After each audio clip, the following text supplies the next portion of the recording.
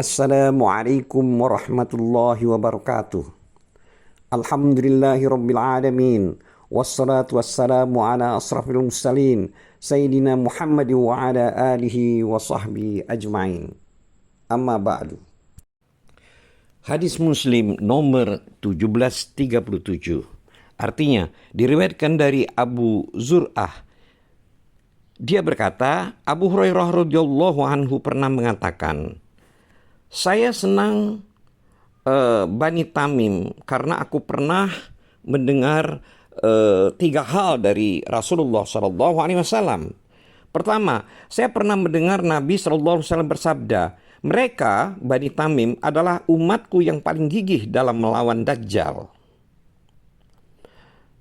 2, Rasulullah SAW juga pernah bersabda ketika ada zakat dari Bani Tamim, ini zakat kaum kami. Ketiga, ada seorang tawanan perempuan dari Bani Tamim di rumah Aisyah radhiyallahu anha. Lalu Rasulullah SAW bersabda, bebaskanlah dia karena dia keturunan Ismail. Hadis ini juga diriwayatkan oleh Al-Bukhari nomor hadis 2543.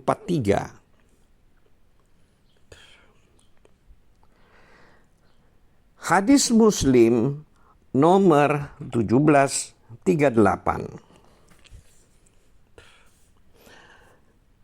Artinya diriwayatkan dari Anas radhiyallahu anhu bahwa Nabi SAW pernah mempersaudarakan antara Abu Ubaidah bin Jarrah dengan Abu Talhah. Hadis Muslim nomor 1739 diriwayatkan dari Ashim Al-Ahwal.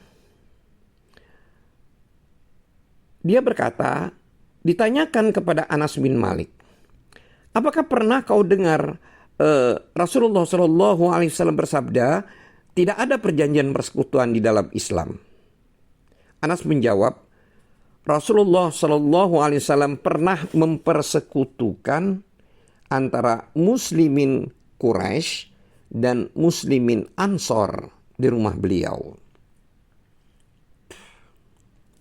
Hadis ini juga diriwayatkan oleh Al-Bukhari nomor hadis 2294. Hadis Muslim nomor 1740 diriwayatkan dari Jubair bin Mut'im radhiyallahu anhu.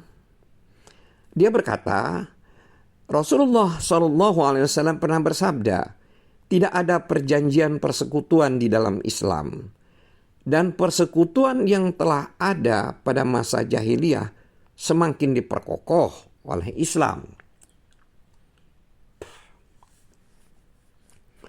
Hadis Muslim nomor 1741 diriwayatkan dari Abu Burdah dari ayahnya. Dia berkata, kami berjamaah sholat maghrib bersama Rasulullah SAW. Lalu kami berkata, sebaiknya kami duduk menunggu sholat isya bersama Rasulullah SAW. Kata ayah Abu Burdah, kami duduk.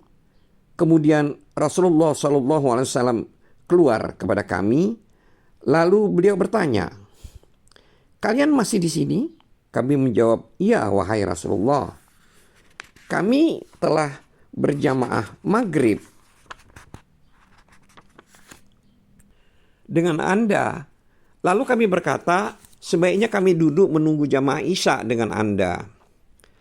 Kata beliau, kalian baik. Lalu Nabi SAW mengangkat kepalanya ke atas. Kemudian beliau bersabda, bintang-bintang, maksudnya planet-planet angkasa, adalah stabilisator langit. Bila planet-planet itu hancur, maka langit akan terlanda apa yang telah dijanjikan.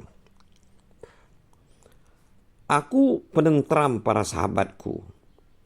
Kalau aku sudah tiada, maka para sahabatku akan tertimpa apa yang telah dijanjikan.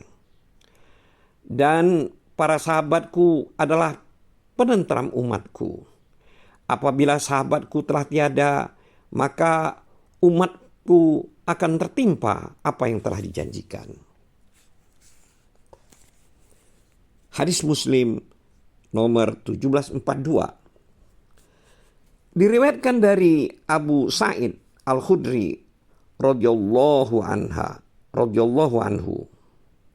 Dia berkata, Nabi SAW pernah bersabda, akan datang di suatu masa di mana seseorang sedang dicari untuk memimpin ekspedisi pasukan. Orang-orang berkata, carilah, apakah kalian dapatkan seorang sahabat Nabi SAW? Maka ditemukanlah seorang sahabat Nabi SAW. Lalu mereka memperoleh kemenangan dengan dipimpin oleh seorang sahabat tersebut.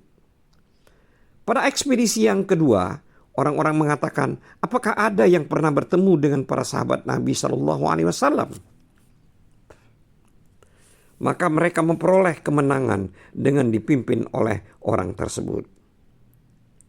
Pada ekspedisi ketiga dikatakan, carilah apakah ada orang yang pernah bertemu dengan orang yang pernah bertemu dengan sahabat Nabi SAW.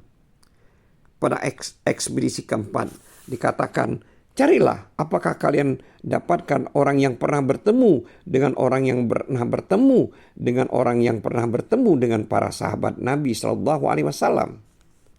Maka didapatkanlah seorang tersebut, sehingga dengan pimpinan orang itu mereka meraih kemenangan.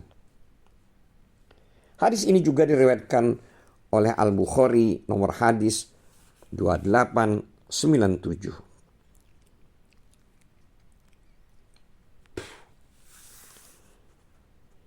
Hadis Muslim nomor 1743.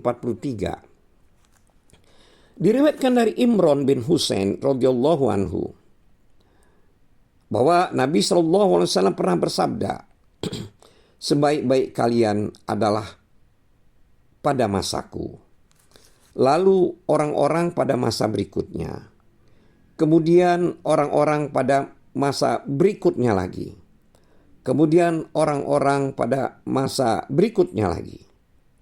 Kata Imran, aku tidak tahu apakah Rasulullah SAW menyebutkan orang-orang sesudah masa beliau 2 kali atau 3 kali.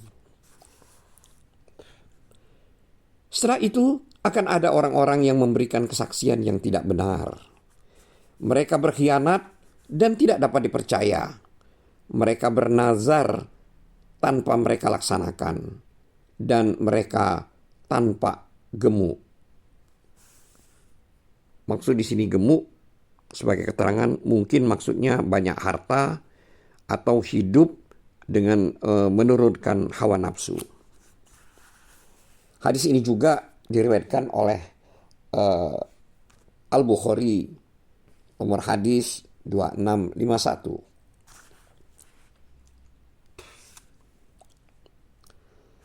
Hadis Muslim nomor 1744. Artinya diriwayatkan dari Abu Hurairah radhiyallahu anhu bahwa Nabi SAW pernah bersabda, kalian menjumpai orang-orang bagaikan mutu logam. Mereka yang terhormat pada masa jahiliyah akan terhormat pada masa Islam kalau mereka mengerti tentang Islam. Dalam hal ini kalian juga menjumpai orang-orang yang tergolong baik, tapi dulunya sebelum masuk Islam mereka itu sangat dibenci. Kalian juga menjumpai orang-orang yang jelek, yang bermuka dua, yang datang ke kelompok sana dengan sikap yang berbeda dengan sikapnya ketika datang ke kelompok yang sini. Hadis ini juga diriwayatkan oleh Al-Bukhari nomor hadis 3493. Hadis Muslim nomor 1745. Diriwayatkan dari Abdullah bin Umar radhiyallahu anhu. Dia berkata, pada suatu malam Nabi SAW mengimami kami sholat Isya di hari-hari akhir kehidupannya. Setelah salam, beliau berdiri lalu bersabda, "Bagaimana keadaan kalian pada malam ini? Sesungguhnya pada penghujung 100 tahun yang akan datang, tidak ada lagi seseorang yang masih hidup di muka bumi." Kata Ibnu Umar, para sahabat merasa takut karena sabda Nabi SAW tersebut, sehingga mereka memperbincangkan maksud kata 100 tahun dalam hadis itu. Sebenarnya Nabi SAW bersabda, di awal abad yang akan datang, orang yang ada sekarang ini tidak satu pun lagi yang masih hidup. Hadis ini juga diriwayatkan oleh Al-Bukhari nomor hadis 601. Wallahu a'lam bissawab. Wabillahi taufiq wal hidayah. Wassalamualaikum warahmatullahi wabarakatuh.